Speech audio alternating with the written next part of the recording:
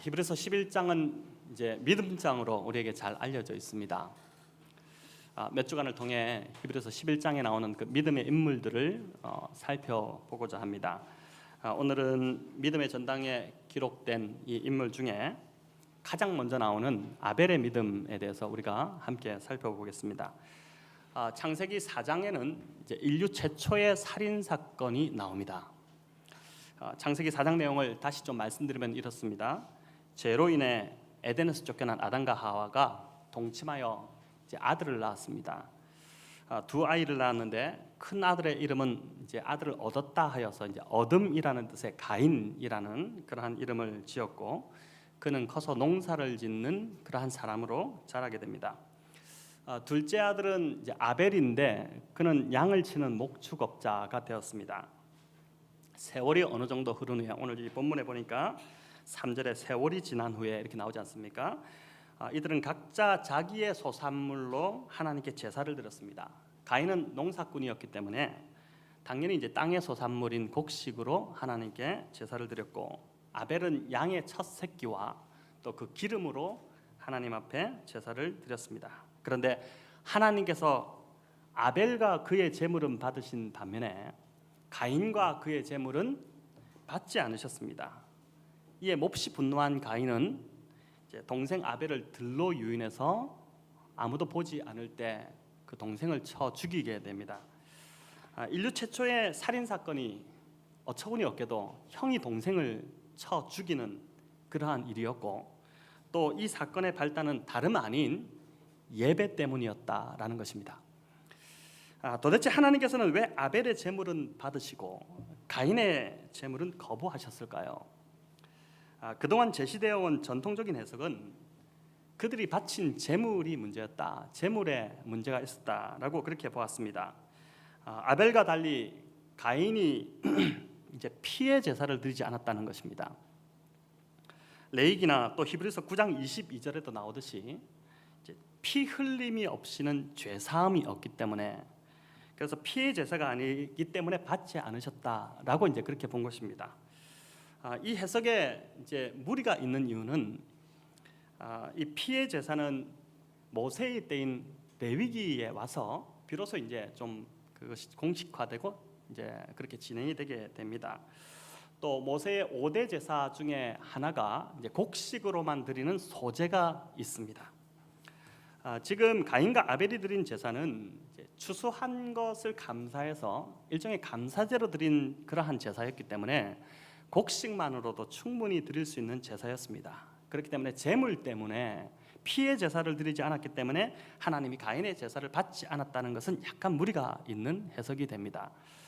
자, 그럼 하나님께서 왜 가인의 제물을 받지 않으셨을까요? 먼저 우리는 창세기 4장 안에서 그 답을 찾아볼 수 있습니다.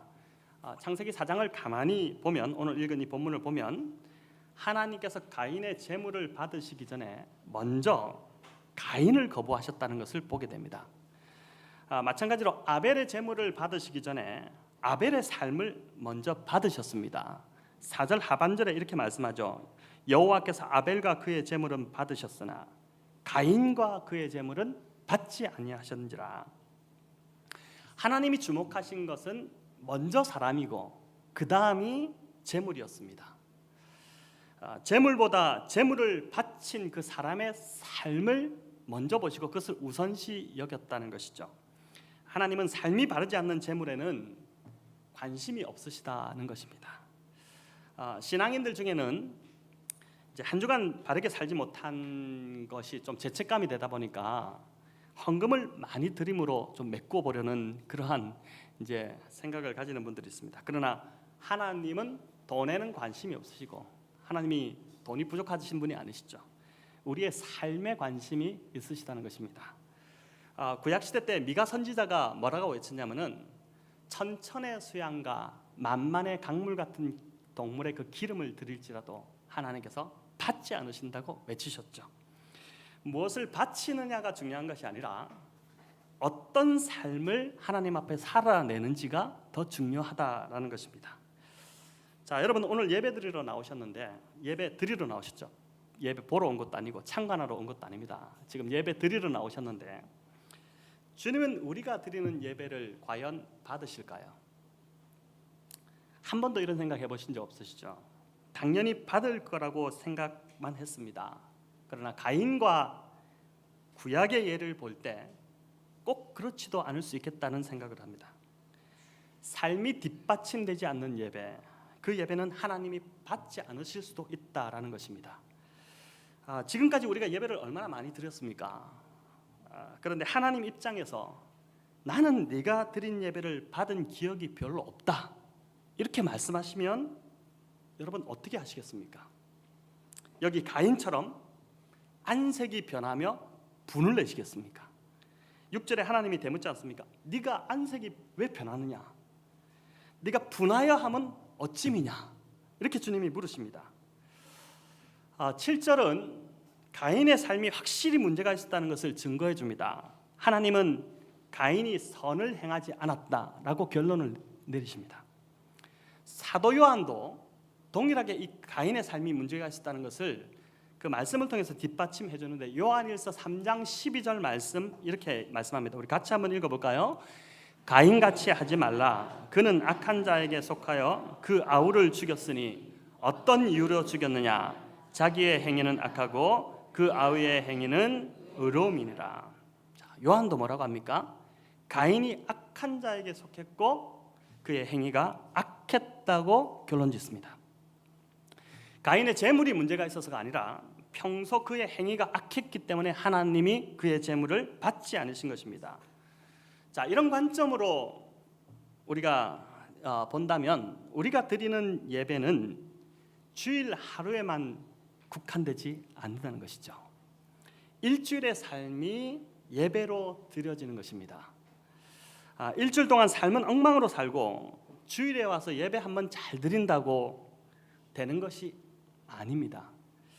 물론 주일에 회개 기도도 하고 말씀을 통해 은혜도 받고 또 힘을 얻어야 하지만 6일간의 우리의 삶이 하나님이 받으실 만해야 주일 예배도 하나님이 기뻐 받으신다는 것입니다. 주일에 보이는 우리의 모습은 아주 나이스하고 신사적입니다. 여러분 옷도 잘 입고 오십니다. 평소에 이렇게 안 입고 다니시죠? 주일에 이렇게 잘 차려입고 오십니다. 교회에 오는 길에 차 안에서 부부싸움 하더라도 차에 내리면서 웃으면서 엘리베이터 탑니다. 아마 오늘도 부부싸움 하시면서 오신 분들이 가정이 있을 것인데, 아이들이 뒤에서 스트레스를 잔뜩 받다가 차에서 내리는 순간 부모님의 태도가 확 바뀌니까 이게 뭐지 합니다. 교회는 이렇게 앞뒤가 다른 곳이네, 이제 이렇게 혼란스러워하는 것이죠. 우리의 진짜 모습, 우리 안에 있는 야수성이 적나라하게 다 드러나는 곳, 거기가 바로 그 현장이 바로 6일간의 우리의 삶입니다. 그 삶이 하나님 보시기에 합당한 삶이 되어야 한다는 것이죠. 여러분, 주일 예배가 평일의 삶과 무관하지 않다는 것은 아담에게 일을 맡기시는 장면에서도 우리가 찾아볼 수 있습니다. 창세기 2장 15절 말씀인데 우리 같이 한번 읽어보겠습니다. 여호와 하나님이 그 사람을 이끌어 에덴 동산에 두어 그것을 경작하고 지키게 하시고. 자, 하나님께서 아담을 만드신 후에 어디에 두셨다고 합니까? 에덴 동산에 두셨다고 하죠. 그러면서 야, 마음껏 놀아라, 그냥 놀고 먹어라, 이렇게 하신 게 아니라 뭘 하셨습니까? 에덴 동산을 경작하게 하셨고 지키게 하셨다. 두 가지 사명을 주셨습니다. 근데 여기서 주목해야 할 우리가 단어가 있는데, 경작하다는 이 단어입니다. 자, 경작하다는 히브리어는 아바드라는 단어인데 이 단어가 참 독특합니다. 전혀 다른 두 가지 의미를 한 단어 안에 포함하고 있기 때문입니다. 첫 번째 의미는 일하다, 노동하다라는 뜻입니다. 경작한다는 것은 일하다, 노동하다. 노동을 인간이 죄를 지어 타락함으로 떠맡은 어떤 대가로, 벌로 생각하시는 분들이 있는데 그렇지 않습니다. 우리가 성경을 보면 이 말씀을 보더라도 인간은 타락하기 전부터 어떻습니까? 일하는 존재였습니다. 일이 참 신성시되는 것이죠. 하나님은 노동을 중요시 여기셨고 하나님도 친히 일하셨고 지금도 일하고 계십니다. 그리고 또한 인간도 일하는 존재로 일을 할 때 행복감을 느끼도록 그렇게 우리를 지으셨습니다. 여러분, 아바드의 또 다른 의미가 있는데 그 의미는 예배하다라는 뜻입니다. 여러분, 참 재밌지 않습니까? 일하다와 예배하다, 이 두 단어가 이 두 가지 의미가 한 단어 속에 지금 포함되어 있습니다. 이 말은 하나님이 보시기에 일과 예배가 분리되어 있지 않다는 뜻입니다. 평일에 일을 할 때는 하나님과 무관한 삶을 살다가 주일만 교회에 와서 하나님과 관계된 예배를 드리는 것이 아니라는 것입니다. 일상에 일하는 삶이 곧 예배가 되어야 하며, 그리고 또한 예배는 일로 연결되어야 된다. 그것이 이제 이 아바드라는 단어 속에 들어있는 의미입니다. 여러분, 지금은 고인이 되셨지만 예수원의 대천덕 신부님께서 지금 예수원 가면은 이렇게 큰 돌기둥에 또 새겨놓기도 했지만, 기도가 노동이요, 노동이 기도다, 이렇게 이제 말씀하셨는데, 같은 맥락입니다. 주일 예배를 드리는 교회에서만 하나님 나라가 임하는 것이 아니고 평일 일터와 가정에서 더 하나님의 뜻이 이루어지고 하나님 나라가 임해야 한다는 것입니다. 주일만 믿음으로 살고 평일은 믿음 없이 살면 되는 것, 그게 믿음 없이 살아서는 안 된다는 것이고, 그래서 이제 가인은 일상의 삶이 실패했기 때문에 예배까지 실패한 인생이 되었다는 것이죠. 자, 그렇다면 어떻게 하면 우리의 평일의 삶, 우리가 일상적으로 살아가는 삶에서 실패하지 않고 하나님이 기뻐 받으시는 그러한 삶을 살 수 있을까요? 여러분, 히브리서 기자가 말하는 이 아벨의 삶에서 우리가 그 답을 좀 찾아볼 수 있는데, 히브리서 11장 4절을 세 번역으로, 우리가 아까 읽었지만 세 번역으로 의미를 생각하며 다시 한번 읽어보겠습니다. 우리 자 읽습니다. 믿음으로 아벨은 가인보다 더 나은 제물을 하나님께 드렸습니다. 이런 제물을 드림으로써 그는 의인이라는 증언을 받았으니 하나님께서 그의 제물에 대하여 증언하여 주신 것입니다. 그는 죽었지만 이 믿음으로 말미암아 아직도 말하고 있습니다. 자, 여러분 여기 보십시오. 말씀을 잡으십시오. 아벨이 가인보다 더 나은 제물을 드렸다라고 합니다. 이 말은 더 나은 제물을 드렸다, 곡식 제사보다 동물 제사가 더 나았다는 말이 아닙니다. 창세기 4장에서 말하고 있듯이 더 나은 제물이라는 것은 아벨의 평상시의 삶이 가인보다 더 나은 삶이었다는 것입니다. 그 삶을 더 나은 제물로 하나님이 보시고 받으셨다는 것이죠. 가인과 아벨의 삶이 이렇게 차이가 난 이유가 무엇일까요? 여러분, 그 차이는 단 하나입니다. 믿음이 있고 없고의 차이입니다. 히브리서 11장 4절은 믿음으로 아벨은 가인보다 더 나은 제사를 드렸다라고 증언합니다. 아벨은 믿음으로 드렸고, 그리고 가인은 믿음 없이 드린 것입니다. 더 나아가 일상의 삶도 아벨은 믿음으로 살았고 가인은 믿음 없이 살았다는 말입니다. 하나님에 대한 믿음이 없이 일상을 살았던 그 가인의 재물을 하나님이 기뻐 받지 않으신 겁니다. 받기 싫어하셨던 것입니다. 삶은 엉망으로 살면서 주일날 와서 가식적으로 나한테 예배드린다고 그러면서 받지 않으신 것입니다. 자, 왜냐하면 히브리서 11장 6절에 나오듯이 믿음이 없이는 하나님을 기쁘시게 못하기 때문이고, 또 로마서 14장에 나오듯이 바울이 그렇게 말씀하셨죠. 믿음으로 하지 않는 모든 것이 죄라고 말씀하셨습니다. 자, 그러면 가인이 일상에서 하나님을 믿는 믿음 없이 살았다는 것, 이것을 좀 더 구체적으로 살펴볼 텐데 이게 무슨 말일까? 이를 이해하기 위해서는 믿음의 반대말이 무엇인지를 좀 정확하게, 무엇을 의미하는지를 우리가 알 필요가 있습니다. 여러분, 믿음의 반대말이 무엇일까요? 믿음의 반대말, 우리가 생각하면 불신, 이렇게 생각할 수 있지 않습니까? 그러나 더 정확하게는 자기 노력, 자기 힘으로 사는 것이 믿음으로 사는 삶의 반대 개념입니다. 하나님을 의지하지 않고 자기 힘과 자기 노력으로 사는 삶이 바로 믿음과 반대되는 삶인 것입니다. 그래서 아벨은 믿음으로 살았고 가인은 어떻습니까? 자기 힘과 자기 노력으로 살았다는 말입니다. 자, 그런데 자기 노력, 자기 힘으로 사는 사람들의 공통적인 특징이 있습니다. 이런 사람들을 보면 딱 보이는 특징이 하나 있는데, 그게 뭐냐면은 자기의가 강하다는 것입니다. 자신이 하는 일이 옳습니다. 내가 틀리다는 것은 있을 수 없습니다.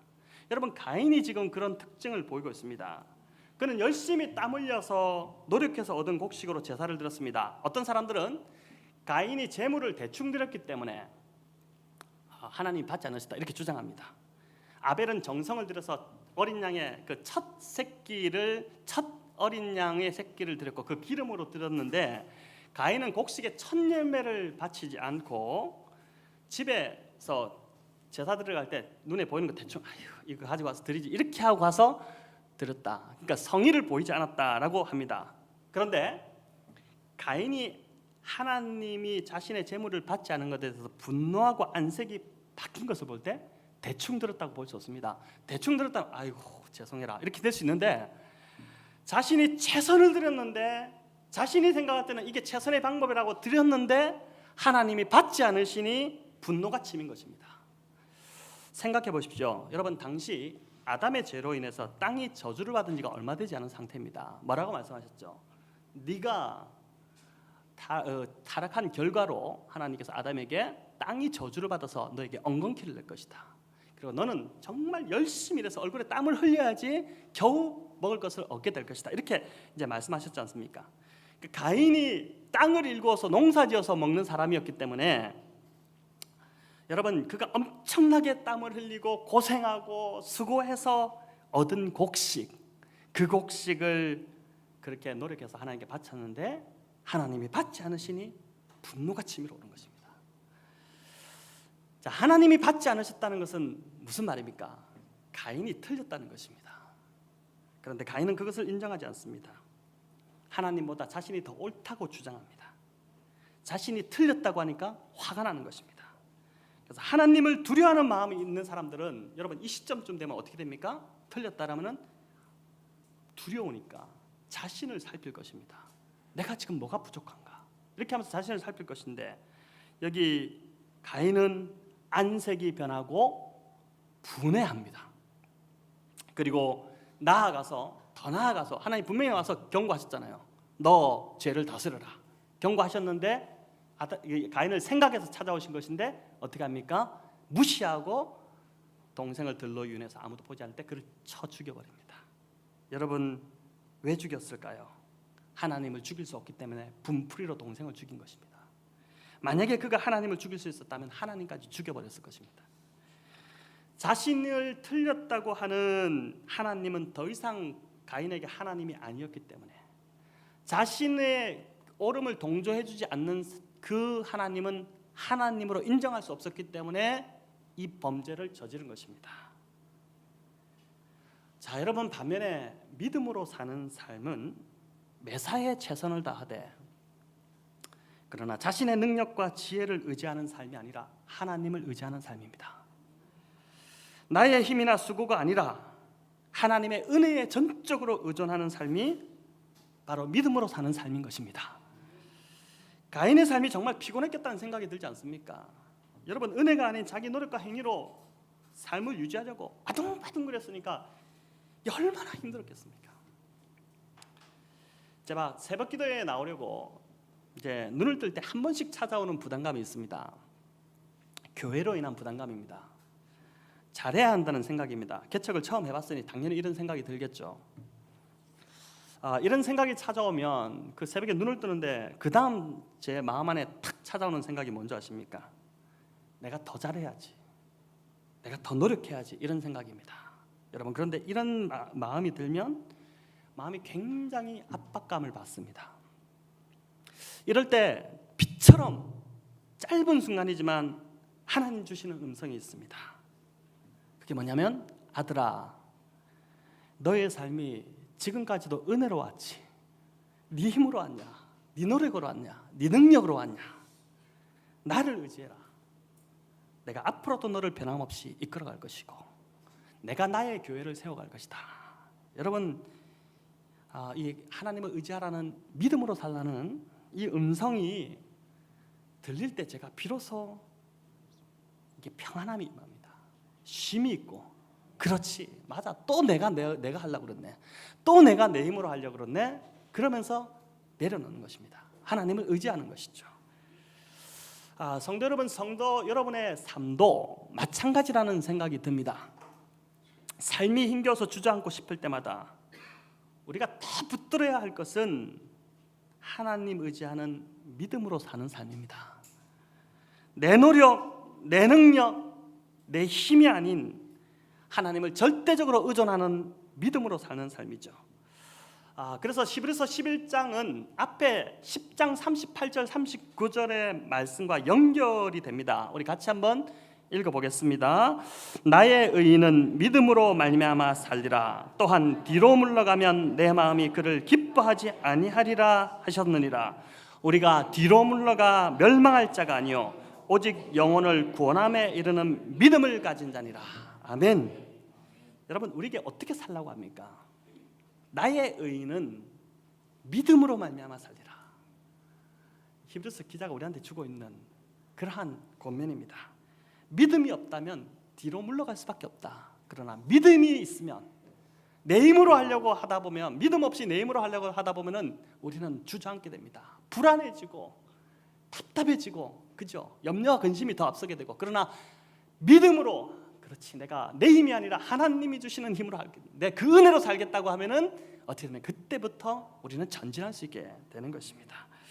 여러분, 제가 저 자신을 보니까 그렇습니다. 여러분도 똑같다고 생각되는데, 우리의 인생은요, 믿음이 아니면 도저히 답이 나오지 않는 인생입니다. 믿으시죠? 내 힘, 내 능력으로 하려고 하지 않고 믿음으로 살려고 하는 것, 이게 바로 아벨의 길을 따라가는 그러한 삶임을 믿습니다. 여러분, 이 구절에서 의인을 뭐라고 말합니까?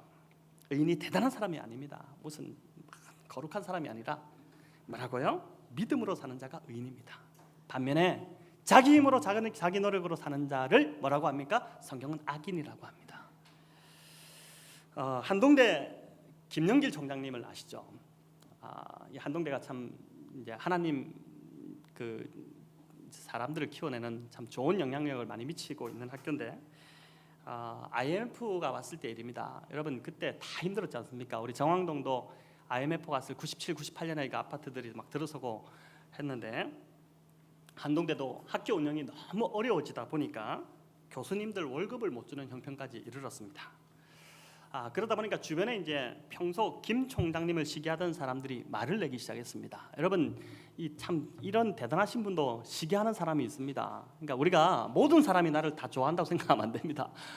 이제 그러다 보니까 이런 말을 합니다. 능력이 안 되면 처음부터 학교를 하지 말아야지. 주제에 무슨 학교를 한답시고 하면서 이제 비웃기 시작했답니다. 이 사모님이 마음이 너무 힘들어서 샤워장에 옷을 입은 채로 들어가서 샤워기 물을 틀어놓고 펑펑 울었습니다. 하나님, 오직 믿음 하나로 시작한 학교입니다. 돈 벌려고, 무슨 명예 얻으려고 시작한 학교가 아니라 믿음의 사람들 키워내려고, 믿음의 젊은이들 키워내려고 시작한 학교지 않습니까? 하나님 그거 아시지 않습니까? 믿음으로 학교를 시작하게 하셨으면 하나님이 책임지셔야지. 이렇게 창피를 당하게 하시면 어떻게 합니까? 이렇게 기도하신 것이죠. 근데 그때 김영길 총장님이 사모님께 괜찮다고 하셨답니다. 우리 학교는 좋은 교수님도 많고 좋은 학생들을 얼마나 많느냐. 그런데 재정 문제마저 없다면 우리가 기도하겠냐고.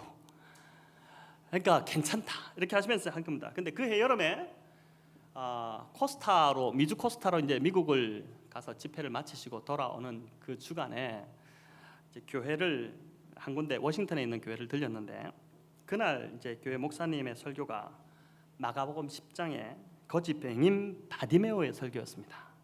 우리 금요일 이장로님께서 이제 똑같은 본문인데 마태복음 20장으로 아주 은혜롭게 설교를 해주셨는데, 그 본문입니다.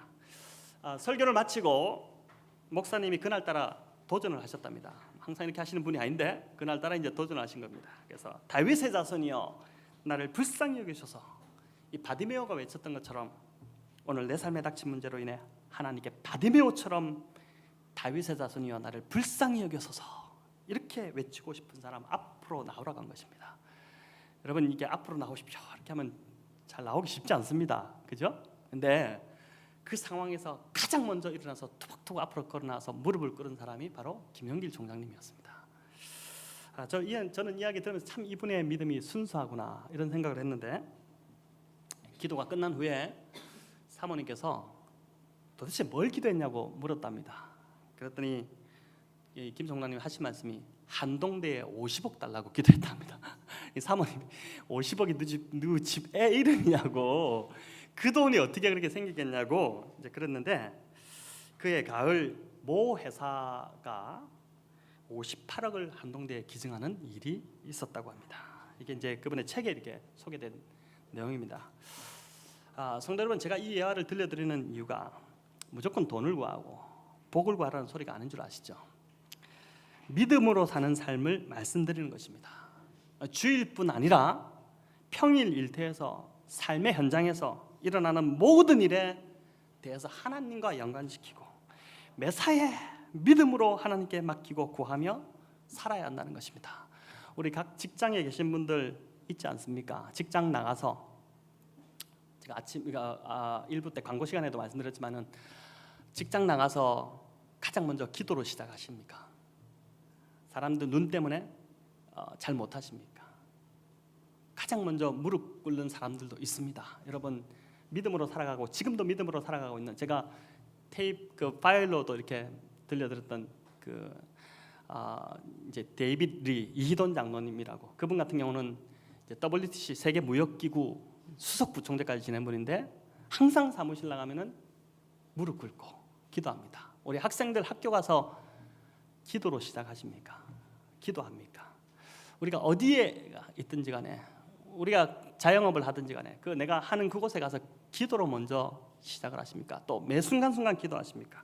하나님은 주일 교회에서뿐만 아니라 평일 저와 여러분의 일터와 가정과 삶의 현장에서도 하나님을 하나님으로 인정하기 원하고 주인으로 모시고 살아가기를 너무도 원하신다는 것입니다. 가정에서 삶의 현장에서 믿음으로 산다는 것이 정말 때로는 처절한 싸움이 될 수도 있지만, 그것을 끝까지 포기하지 않고 내 힘, 내 능력 의지하기보다 모든 일에 하나님 은혜에 전적으로 의존하는 그 믿음으로 그분 앞에 이번 한 주 무릎 꿇으시기를 바랍니다. 인간적인 방법을 동원하고 내 지혜로 내가 가지고 있는 거로 어떻게 좀 해보려고 하는 시도를 다 좀 내려놓으시고요. 그런 것 아주 조잡하게 하지 마시고, 하나님 보시기에 얼마나 이게 추한 모습입니까? 내려놓고 그 자리에서 먼저 무릎 꿇고, 일이 터지면, 상황이 생기면 욕부터 나오지 마시고 사람 원망부터 나오지 마시고 다 집어넣고 그 자리에서 그냥 무릎 꿇고 하나님 앞에 기도하면서 하나님의 도우심을 구하고 하나님을 의지하는 믿음을 보이는 것, 여러분, 그게 아벨의 믿음을 따라 사는 삶인 것이죠. 이번 주 중에 여러분 눈 감기가 좀 그러면, 직장 같은데 눈 감고 있으면 이상하게 취급받으니까 눈 뜨고 기도하십시오. 뭐가 문제입니까? 눈 뜨고라도 자주 기도하시기 바랍니다. 어려운 상황이 닥쳐올 때 하나님께 아뢰고, 이제 우리 학생들도 눈 뜨고 중얼중얼 하시면서 이렇게, 이제 정신분열증 환자들이 중얼중얼 혼자서 많이 하는데 그런 취급 받더라도 중얼중얼 하시면서 계속적으로 하나님 앞에서 기도하시고, 또 찬양도 주일만 하지 마시고요, 주중에도 좀 많이 부르세요. 부르시고 들으시고 감사하시고, 여러분 그렇게 6일을 보내고 주일 예배 자리에 다음 주에 이렇게 한번 앉아 보십시오. 예배가 완전 다른 예배가 될 것입니다. 이제 하나님 진짜 기뻐하시는, 기뻐 받으시는 예배가 바로 그런 예배가 되는 것이죠. 저와 여러분의 이번 한 주의 삶이 바로 이렇게 하나님의 은혜에 전적으로 의존하고 수시로 순간순간 모든 건건에 대해서 하나님께 아뢰고 의지하며 그렇게 나가는 아벨의 믿음의 길을 걸어가시는 저와 여러분 되시기를 우리 주님의 이름으로 축원합니다.